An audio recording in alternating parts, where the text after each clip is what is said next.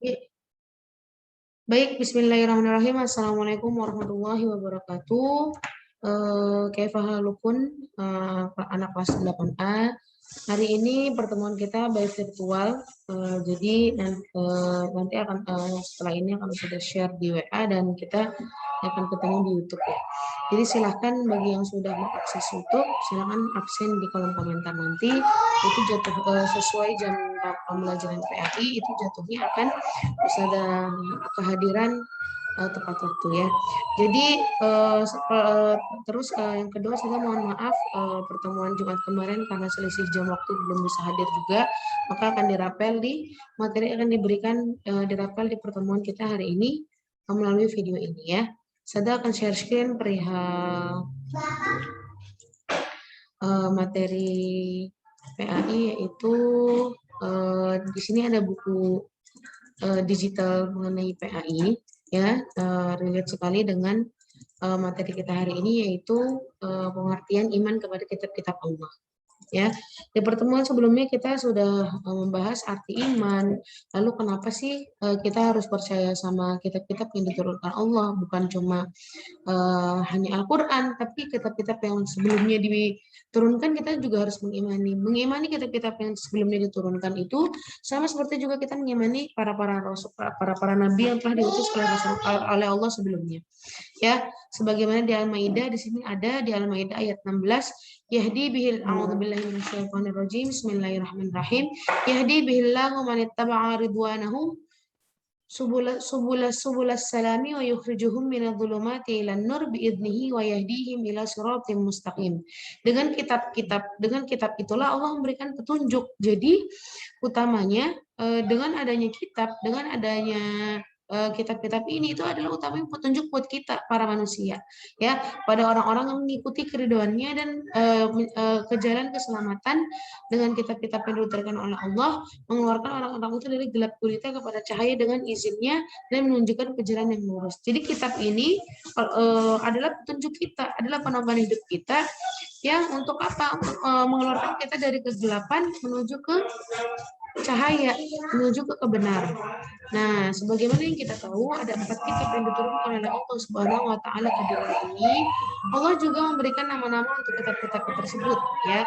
Yang pertama kitab Taurat diturunkan pada abad ke-12 sebelum Masehi, yaitu diturunkan oleh siapa? Oleh Nabi Musa alaihi salam. Ya, betapa banyak kisah Nabi Musa di dalam Al-Qur'an, bahkan hampir kisah-kisah yang diceritakan oleh Rasulullah SAW dan Nabi Muhammad itu kebanyakan adalah kisahnya Nabi Musa alaihissalam. Berarti apa? Banyak ibrah, banyak pembelajaran yang harus bisa kita ambil dari apa yang sudah Allah wahyukan kepada Rasulullah SAW. Ya, nah kitab Taurat ini berarti apa? Hukum atau syariat. Ya, di sini juga di halaman kalian bisa ngelihat buku kalian.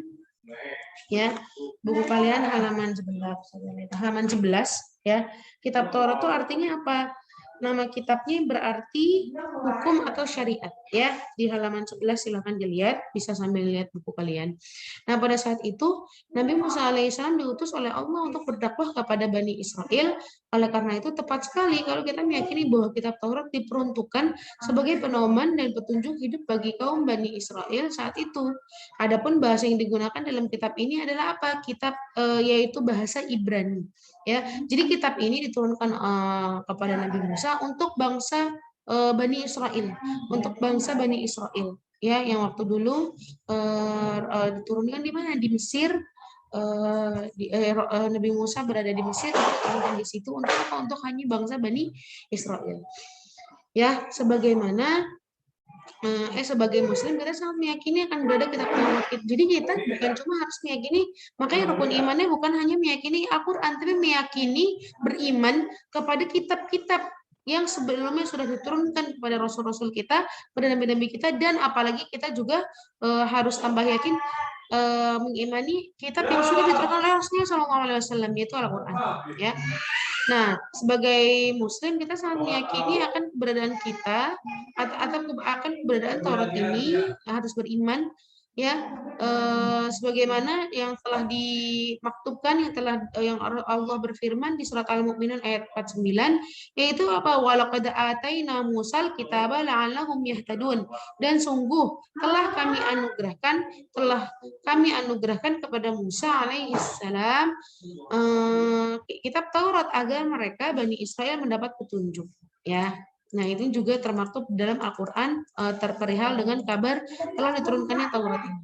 Lalu kitab Taurat diturunkan Allah Subhanahu wa taala kepada Nabi Musa alaihi salam untuk bangsa Bani Israel kaum Yahudi saat itu agar mereka senantiasa berada dalam jalan kebenaran, ya, agar mereka tujuan utamanya dari utama dari dakwah adalah apa? Tahu dan berada dalam istiqomah, berada dalam jalan kebenaran. Nah, apa aja sih dalam perintah-perintah kitab Taurat itu ada dia ada 10 perintah utama. Yaitu apa? Di sini kalian bisa lihat di buku kalian halaman 12, ya. Di situ ada 10. Yang pertama apa? Perintah untuk mengesahkan Allah. Yang utama ya tauhid lagi. Sama seperti kita. Kita harus bertauhid, kita harus bersyahadat bahwa la ilaha illallah wa anna Muhammad Rasulullah. Nah, sama kitab Taurat ini pun apa yang pertama? Mengesahkan hanya Allah yang berhak disembah, ya Allah. Lalu yang kedua apa? Larangan menyembah patung. Karena zaman dulu sukanya menyembah patung, itu patung sapi dibuat patung bentukannya, apalagi pokoknya patung-patung dari hewan yang menurut mereka itu mulia atau apa, itu dibuat patung-patung. Itu sudah larangan atau haram. Lalu yang ketiga apa? Larangan menyebut nama Allah Subhanahu wa taala dengan sia-sia. Jadi sumpah dengan nama Allah itu mudah banget gitu loh. Itu nggak boleh, ya. Itu larangan, haram berarti. Lalu apa? Perintah menyucikan hari Sabtu. Untuk bangsa Yahudi zaman itu, untuk kaumnya, untuk orang Islam zaman itu, kita sepakat ya bahwa yang Nabi Musa membawa Islam, bukan membawa Yahudi, tapi dipelencengkan. Kemarin saudara sudah kita ketemu di kelas, sudah share tentang itu, ya. Lalu apa? Perintah menunjukkan hari Sabtu untuk kaum Nabi Musa, untuk orang Islam zaman dulu, zaman ketika kaum Nabi Musa itu yang disucikan itu hari Sabtu. Kalau kita kan sekarang hari Jumat. Maksudnya disucikan itu apa? Spesial, Sayyidul Ayyam, ya, hari yang mulia. Nah, kalau kita umat Rasulullah SAW, umat Nabi Muhammad, itu hari Jumat yang ibarat diperintahkan untuk lebih beribadah. Sunnah-sunnah di hari Jumat itu kan kita udah belajar di kelas 7 kemarin, potong kuku, bersih, berpakaian ini, sholat Jumat dan lain-lain, itu sunnahnya banyak dilakukan di hari Jumat, di yaumul Jum'ah. Nah, kalau misalnya di kaum Nabi Musa saat itu dulu itu tuh diperintahkannya untuk hari Sabtu, untuk Sayyidul Ayyam, ya. Lalu apa? Perintah menghormati kedua orang tua. Nah, sama kayak kita juga utamanya diperintahkan untuk birrul walidain, ya. Lalu apa? Larangan membunuh sesama manusia. Haram membunuh sesama manusia, menumpahkan darah sesama manusia dengan alasan yang sia-sia, gitu, nggak boleh, ya. Lalu apa? Larangan berbuat zina. Sama ya, pokoknya nggak mungkin apa yang diperintahkan di Taurat itu tuh berbenturan sama Taurat zaman dulu, ya. Berbenturan sama Al-Quran saat ini. Karena Robnya sama, Tuhannya sama, diturunkannya sama, dengan agama Islam yang sama, cuma dengan Nabi yang berbeda.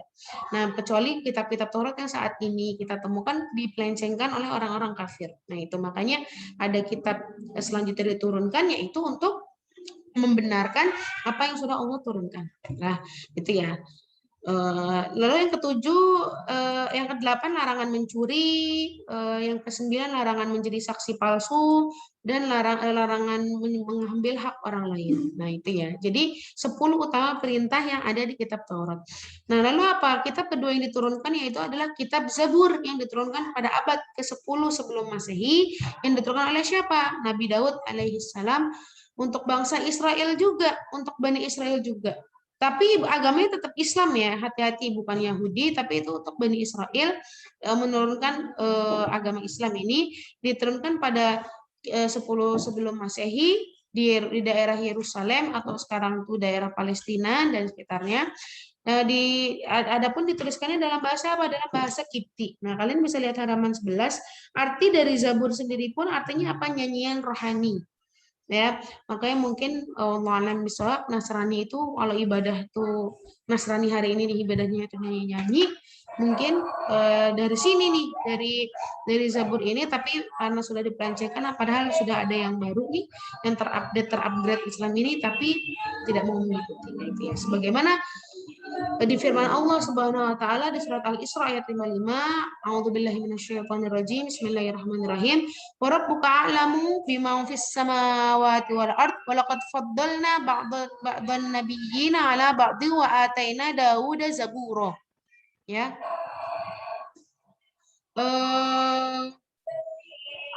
Rabbmu lebih mengetahui siapa yang di langit dan yang ada di bumi, dan sungguh kami telah memberikan kelebihan kepada sebagian nabi-nabi atas sebagian yang lain, dan kami berikan Zabur kepada Daud. Ini surat Al-Isra ayat 55 ya. Bahwa Allah telah memberikan kitab Zabur kepada siapa? Nabi Daud alaihi salam. Lanjut. Nah, yang ketiga apa? Ada kitab Injil yang telah diturunkan kepada ke abad 1 Masehi. Nah, ini 1 Masehi ini ya apa sih, ketika Nabi Isa diutus menjadi rasul, ya. Makanya 2021 Masehi itu berarti 2021 tahun yang lalu Nabi Isa diutus menjadi rasul, itu ya. Kalender 2021 itu mengikuti Masehi. Kalau Hijriah apa? Muharram kemarin 1443 Hijriah, ya. Nah, kitab Injil ini diturunkan kepada Nabi Isa alaihissalam pada permulaan abad 1 Masehi. Kitab Injil ini diwahyukan di mana? Sama ya, di Yerusalem, di yang sekarang ini Palestina dan sekitarnya. Kitab ini ditulis pada awal dengan menggunakan bahasa Suryani. Nah, arti Injil sendiri di halaman 11 bisa dilihat. Itu artinya apa? Kabar gembira. Basyirah, ya, kabar gembira. Bagi siapa? Bagi orang-orang yang percaya akan Allah, bagi orang-orang yang mengikuti Allah dan nabinya, itu ada kabar gembira ya. Nah, diturunkan menggunakan bahasa apa? Menggunakan bahasa Suryani. Kitab ini menjadi pedoman bagi kaum Nabi Isa alaihissalam. Sebagaimana yang telah difirmankan di kitab di ayat di surah Maryam ayat 30. Bismillahirrahmanirrahim. Qala inni abdullah ataniyal kitaba wa ja'alni nabiyyan. Nabi dia Isa berkata, sungguh aku hamba Allah. Dia memberiku kitab Injil dan dia menjadikan aku seorang nabi, ya. Lalu apa saja yang inti utama ada di dalam kitab Taurat? Yaitu apa? Perintah untuk mengembalikan keesaan Allah, ya. Tadi inti dari Zabur itu ada di halaman 11. Nah, di sini ada nggak ya? Oke, kita lihat sedikit. Oh, tidak ada. Oke, di buku kalian tuh lebih lengkap ya. Nanti Ustazah setelah ini insya Allah mau buat kuis, bisa dari video ini jawabannya, atau dari buku yang kalian pegang ya, buku yang kalian pegang. Nah, itu di Zabur ada 7 perintah utama, yaitu yang pertama adalah besarkanlah olehmu akan Tuhan, hai jiwaku, pujilah Tuhan, pujilah Allah. Lalu yang kedua, aku akan memuji Allah seumur hidupku dan aku akan menyanyikan pujian-pujian kepada Allah selama aku ada. Lalu yang ketiga, janganlah kamu percaya pada raja-raja atau anak-anak Adam, manusia yang tidak mempunyai pertolongan. Lalu yang keempat, putuslah nyawanya dan kembalilah kepada tanah asal, dan pada hari itu hilangi segala dewa. Intinya kita akan kembali ke tanah, dikubur. Lalu yang kelima, berbahagialah orang yang memperoleh Yakub sebagai penolongnya dan menaruh harap kepada Tuhannya. Intinya ya berbahagia untuk kita yang beriman kepada nabi siapapun itu yang Allah utus, dan sebagai penolongnya, sebagai penolong kita, bahwa nabi-nabi itu tuh berdakwah untuk menolong kita. Lalu yang keenam, menjadikan langit dan bumi, laut serta segala isinya dan yang menaruh setia sampai selamanya, bahwa langit, bumi, dan laut itu segala isinya itu Allah yang mengadakan dan untuk berkhidmat kepada manusia. Lalu yang ketujuh, yang membela orang teraniaya dan yang memberi makan orang yang lapar, karena Allah membuka rantai orang yang terpenjara. Jadi Allah lah yang membela orang teraniaya dan memberikan orang yang lapar, hanya Allah. Jadi kembali lagi ke tauhid. Itu inti dari kitab Zabur, ada di halaman 12 buku kalian masing-masing. Lalu Injil. Nah, di sini ada Injil. Inti dari Injil itu apa? Di sini ada 4 ya. Kalau di buku juga ada 5. Silakan referensi dua-duanya. Yang pertama apa? Perintah untuk kembali lagi-lagi mengesahkan Allah, tauhid lagi. Ya. Lalu yang kedua apa? Membenarkan keberadaan kitab Taurat. Nah, Injil pun ada untuk membenarkan kitab yang sebelumnya telah diturunkan, kitab Taurat. Sama, Al-Qur'an pun nanti kita bahas Al-Qur'an ya. Al-Qur'an pun ada untuk membenarkan adanya kitab Taurat yang sudah diturunkan kepada Nabi Musa. Membenarkan kitab Zabur yang telah diturunkan yang tadi kan, ayat-ayat yang tadi. Dan ini di surat Al-Maryam 30 ini membenarkan kitab Injil yang telah diturunkan oleh Nabi Isa alaihissalam ya. Kayak gitu. Lalu apa? Menghapus yang ketiga beberapa hukum dalam kitab Taurat yang tidak sesuai dengan perkembangan zaman. Nah, dihapus ya. Mungkin beberapa juga sudah ada yang dipelencengkan oleh orang Yahudi, makanya adanya kitab Taurat ini menghapus adanya kitab Injil ini menghapus yang sudah dipelencengkan atau yang sudah tidak relevan dengan zaman ini. Karena umat, nah makanya itu ya, kalau kita nggak mau mengupgrade diri kita, nggak mau mengupgrade ilmu kita akan tertinggal. Ya, maka dari itu ya Allah pun mengupgrade kitab ini gitu loh, dan nanti finalnya sama ujungnya adalah Al-Qur'an yang di situ udah lengkap sampai hari kiamat nanti. Oke, nanti kita bahas Al-Qur'an khusus agak detail dan panjang di Al-Qur'an. Lalu yang keempat apa? Menjelaskan bahwa kelak akan datang kembali Rasul setelah Nabi Isa, yaitu siapa? Nah, di kitab Injil yang benar, di kitab Injil yang belum dipelencengkan oleh kaum kufar, itu sangat jelas dikabarkan bahwa akan ada Rasul setelah Nabi Isa, yaitu namanya siapa? Muhammad, ismu Ahmad. Di tersiratnya apa? Bahwa akan ada Nabi setelah Isa namanya Ahmad. Nah, itu nomor 4 ya. Lalu padahal sudah ada kabar, sudah ada clue-nya juga, kisi-kisi juga itu akan diutus seorang nabi namanya Ahmad. Lalu yang kelima apa? Ada di halaman 12, taat kepada hukum-hukum Allah dan tidak terlena dengan gemerlap harta dan dunia. Ya, materi kita kemarin untuk kita tidak boros, hemat dan tidak sombong. Ya, karena itu semuanya dari perbuatan setan. Bahkan pemborosan adalah saudaranya setan. Itu bab 1 kemarin kita sudah mempelajari bab 1 kemarin ya. Kita lanjut. Semoga kalian istiqomah. Allahumma inna nas'aluka ilman nafi'an wa rizqan thayyiban wa amalan mutaqabbalan. Semoga ilmunya jadi bermanfaat ya. Lalu kitab Injil menjadi pedoman bagi para pengikut agama Nasrani agar melaksanakan hukum-hukum Allah yang dibawa oleh Nabi Isa alaihissalam. Nabi Isa mengajarkan agar kaumnya taat pada hukum-hukum Allah dan tidak terlena dengan gemerlap harta dan dunia. Nah, perhatikan kisah, ini kisahnya ini ya.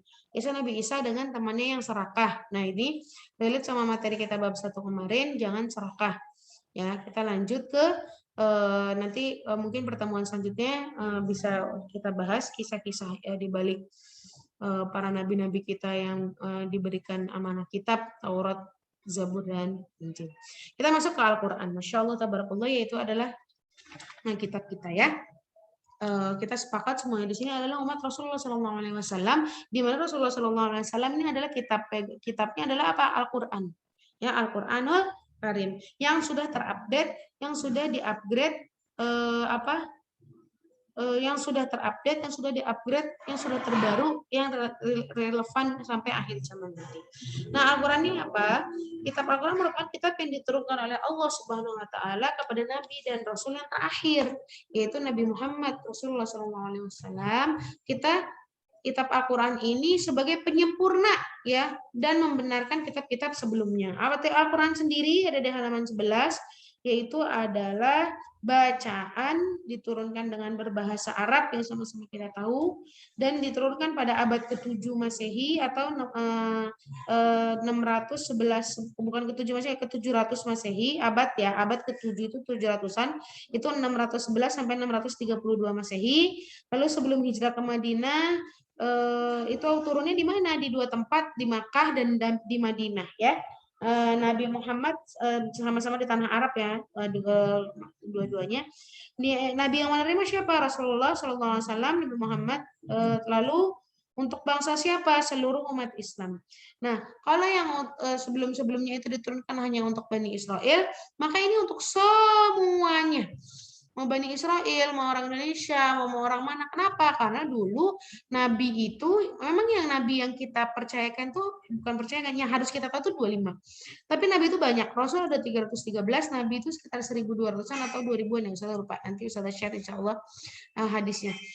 Nah, itu tuh apa banyak. Jadi ketika Nabi Musa diutus, ada Nabi Syuaib di tempat yang lain. Ya, ketika ada Nabi Ibrahim diutus, ada Nabi Lut di tempat yang lain.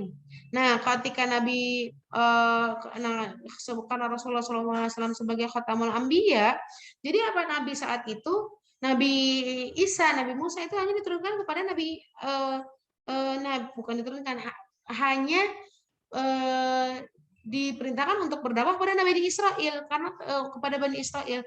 Nah, Rasulullah SAW sebagai khatamul anbiya, sebagai penutupnya para nabi ini diperintahkan oleh Allah untuk seluruh alam, rahmatan lil alamin, untuk seluruh umat tanpa terkecuali dimanapun, mau di Indonesia, mau di Belanda, mau di Singapura, mau di Antartika, mau di Spanyol, dimanapun berada, itu adalah apa? Untuk seluruh umat manusia.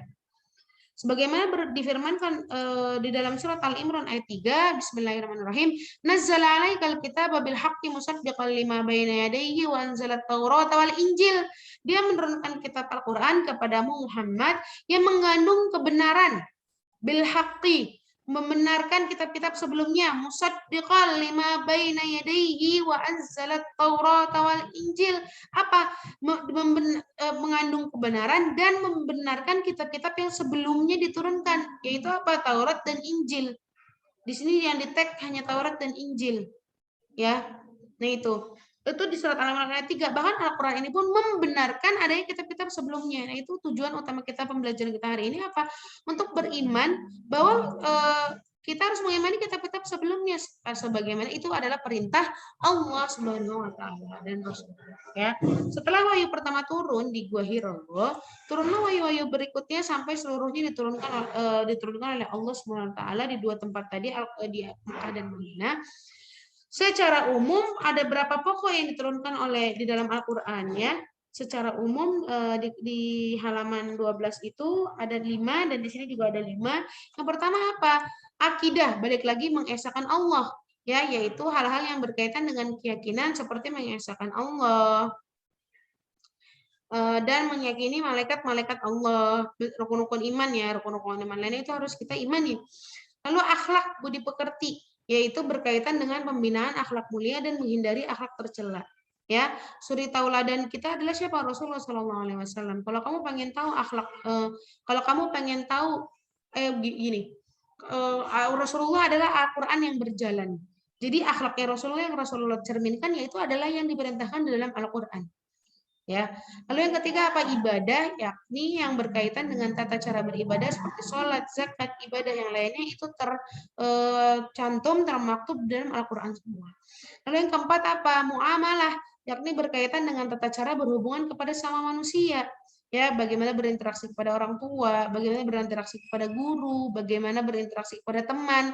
Insya Allah dibahas di materi-materi selanjutnya. Itu semuanya diatur dalam Al-Quranul Karim.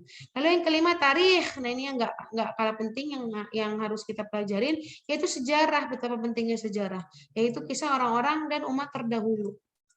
Kenapa? Karena dari sejarah itu kita tuh senangnya tuh diceritain gitu.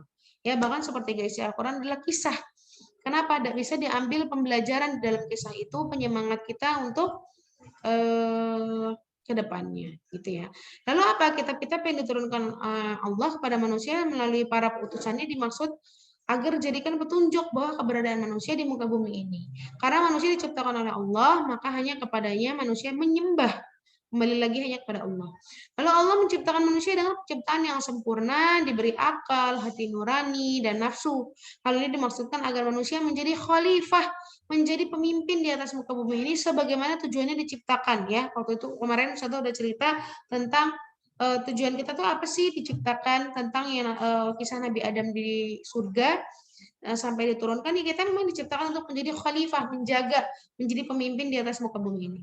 Lalu Allah memberikan pedoman yang berisi hal-hal yang baik yang harus dilakukan oleh dan meninggalkan hal-hal yang buruk dan tercela. Jadi yang namanya kita produk Allah itu kan yang namanya satu produk itu pasti ada buku pedoman pemakaiannya, yaitu manual booknya. Nah, ini Al-Quran itu adalah manual book kita manusia. Oh, kita tuh nggak boleh minum khamar. Kenapa? Selain dosa, nanti itu akan merusak diri kita. Kita nggak boleh berzina. Kenapa? Karena merusak. Selain merusak, kita akan selain dosa, perbuatan haram itu juga akan merusak hidup kita dan segala macamnya. Menutup aurat itu untuk menjaga kita. Jadi apa? Ada manual booknya, ada yang harus dilakukan dan tidak dilakukan di dalam Al-Quran itu, yang harus dilakukan dan tidak dilakukan oleh manusia. Itu tersebut oleh kita semua ya. Semoga Allah selalu membimbing kita, memberikan petunjuk kita untuk selalu berada di jalan kebenaran ya. Selalu Allah ridhoi. Amin ya rabbal alamin. Lalu Al-Quran sebagai kitab suci umat Islam. Nah, Al-Quran merupakan kitab suci dari Allah yang terjamin kemurniannya. Maksudnya apa? Sejak awal diturunkan sampai sekarang, Al-Quran dan isinya tidak mengalami perubahan. Ya, baik penambahan maupun pengurangan yang Allah jaga.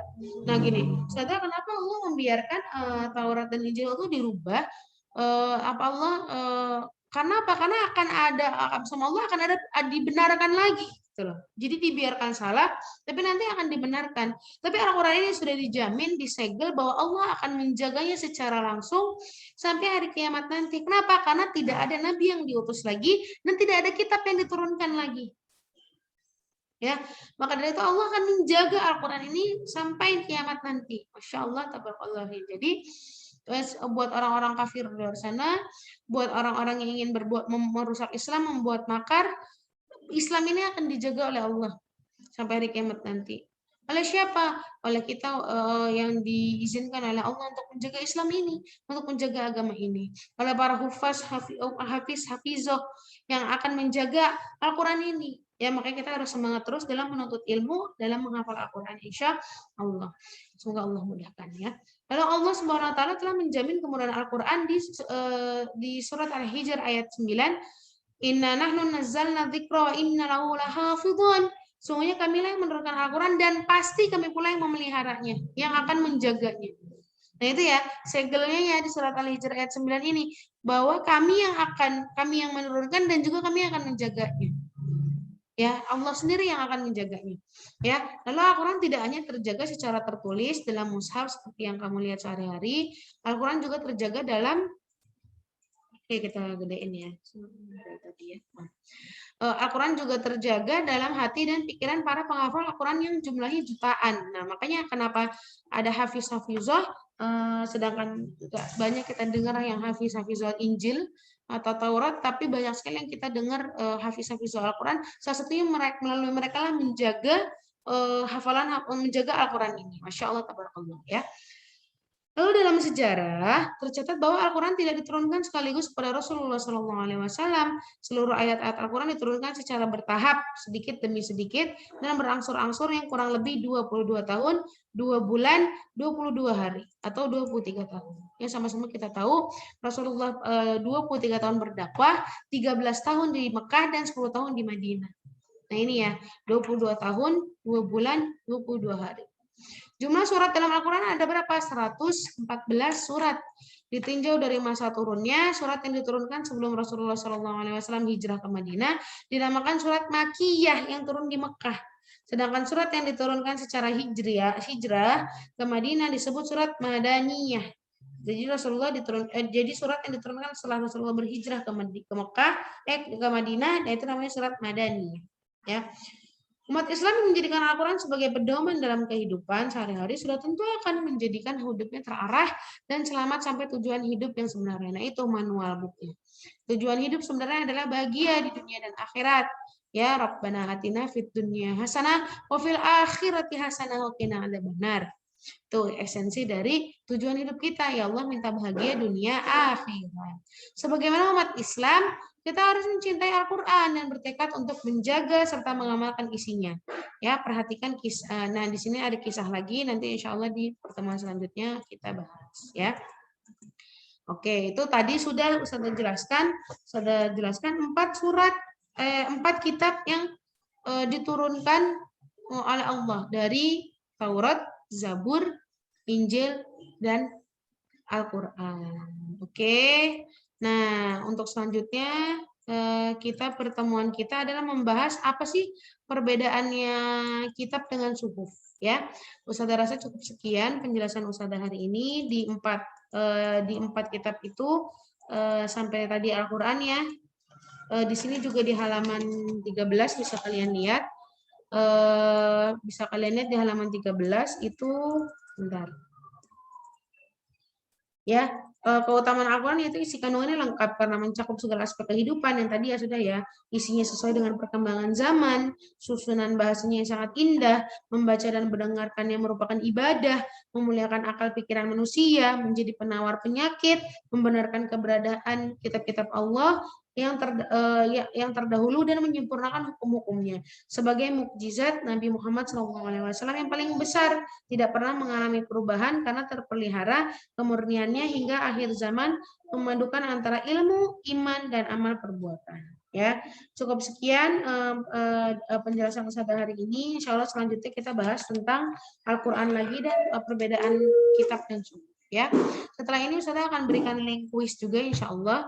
Jadi silahkan disimak video ini, lalu absen di komentar, lalu nanti Ustazah akan share link ya untuk materi kita hari ini dan sebelumnya ya tentang kitab ya.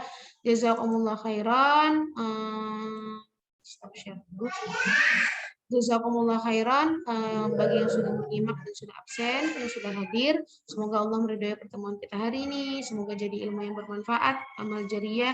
Semoga Allah memuliakan kita menjadi hamba-hamba yang mendapatkan ilmu untuk kebaikan di dunia dan akhirat. Allahumma dakhilna fi jannah ya Rabb, masukkan Allahumma inna nas'aluka ridhaka wal jannah wa a'udzubika min sakhatika wan nar ya Rabb, layakan kami untuk masuk ke dalam surga Engkau bersama-sama ya. Allahumma inna nas'aluka ilman nafi'an wa rizqan thayyiban wa amalan mutaqabbalan ya Rabb, kami minta